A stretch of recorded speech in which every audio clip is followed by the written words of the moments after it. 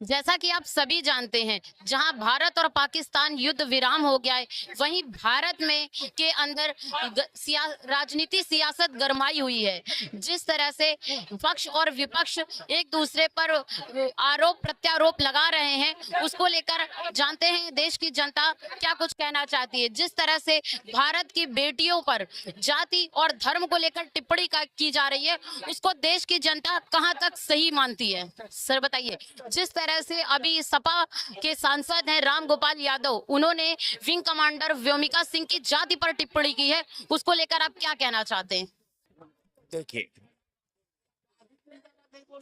उन्होंने जो कहा है ये काफी निंदनीय है। मैं उसका समर्थन नहीं करता। रह गया सवाल कि भाई हर लोगों का अलग अलग एंगल होता है कि राजनीति करने का। तो जो राजनीति का परिदृश्य है, जो आज जो राजनीति जिस रूप में चल रही है, ये देश और व्यवस्था के लिए काफी चिंताजनक है कि ये लोग अपने को जिंदा रखने के लिए समाज के किस विधा पर खेलेंगे, ये उसका कुछ कहा नहीं जा सकता। एक कमांडर जो जनरल ऑपरेशन सिंदूर में एक वो देश की बहन है, वो देश की बेटी है, जिसपे पूरे राष्ट्र का संप्रभुता का रक्षा करने का कमिटमेंट है उसका। वो जब अपने पॉलिसी को मूर्त रूप दे रही थी, तो ये भारतीय उसमें जात ढूंढ रहे थे कि वो किस जात का था, किस धर्म का था, किस मजहब का था। तो अब तो अजीबोगरीब बात है ना कि साहब, जिस कैडर पर वो विराजमान है, वो कैडर जात से नहीं प्रमाणित किया गया। उस पे दुनिया हिंदुस्तान का 5600 जात और उपजात में कोई भी व्यक्ति जिसके पास योग्यता होगा उस पे वो चयन हो जाएगा। अब रह गया सवाल कि भाई राम गोपाल जी हैं, प्रोफेसर भी हैं, समाजवादी पार्टी के जनरल सेक्रेटरी भी हैं।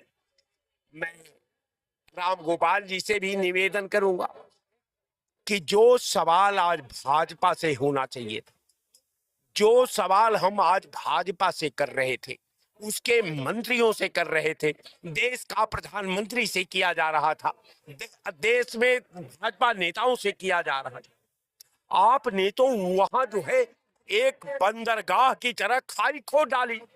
बिल्कुल, जिस प्रकार से आज भारतीय जनता पार्टी से मध्य प्रदेश के जो मंत्री रहे विजय शाह मतलब हैं, और विजय शाह जी जिस प्रकार से उन्होंने बयान दिया, ये इस देश के लिए बिल्कुल भी बहुत ही ज़्यादा आपत्तिजनक है। और जिस प्रकार से उत्तर प्रदेश के जो समाजवादी पार्टी के नेता हैं, उन्होंने जो बयान दिया वो भी आपत्तिजनक है।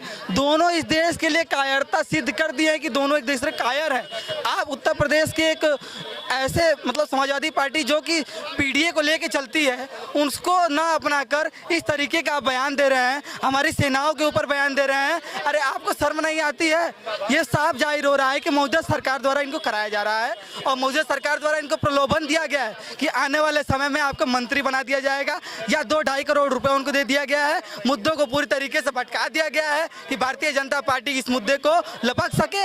और आज का मौजूदा जो मुद्दा है सिर्फ यही है कि वहाँ जो सरहद पर जो उतने नागरिक गए थे, उनको जो आतंकवादी मारे गए, उनका हिसाब कब होगा, उनको कब मारा जाएगा और मोदी जी उसका जवाब कब देंगे? आपकी इसी बात का मैं जवाब देती हूँ। आज जब राजनाथ सिंह श्रीनगर में सैन्य अधिकारियों से मिल रहे थे, उनकी वीरता के लिए उनको बधाई दे रहे थे, तब राजनाथ सिंह जी ने यही कहा कि जो है उन आतंकवादियों ने भारत में धर्म पूछ के निर्दोष नागरिकों की हत्या की है और हमने उन आतंकवादियों को उनका कर्म देख के उसका दंड दिया है।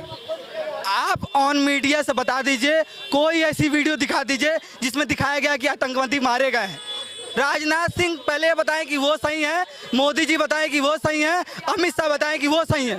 तीनों लोग आपस में टकरा गए हैं, तीनों लोग का बयान अलग अलग है। मोदी जी तो बिल्कुल अडानी जी को बचाने के चक्कर में है। और क्या सीज फायर का सबसे बड़ा फायदा कौन उठाया?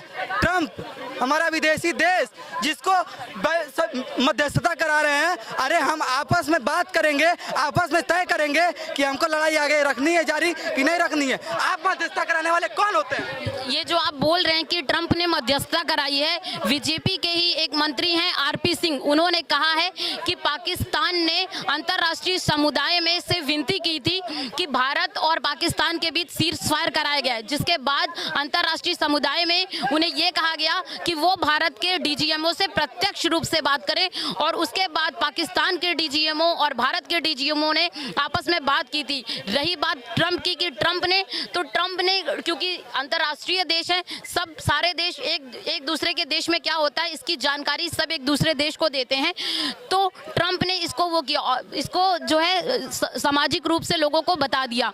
लेकिन भारत ने लगातार ये कहा है कि भारत कभी भी किसी तीसरे देश की मध्यस्थता को स्वीकार नहीं करेगा। देखिए, सबसे पहली बात तो ये है जो आप पूरी घटना को बता रही हैं, ये घटना ऑन द 24 घंटे के अंदर कैसे सीज फायर हो गया?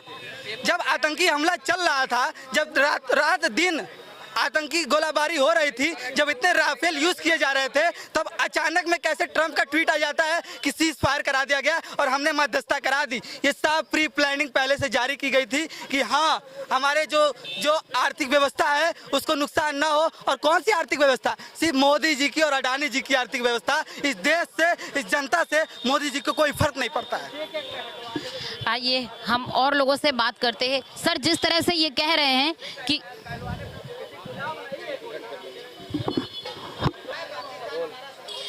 ये थी जनता की राय। देखते रहिए प्रकाश वेग, मैं साधना यादव, कैमरा पर्सन आदित्य के साथ।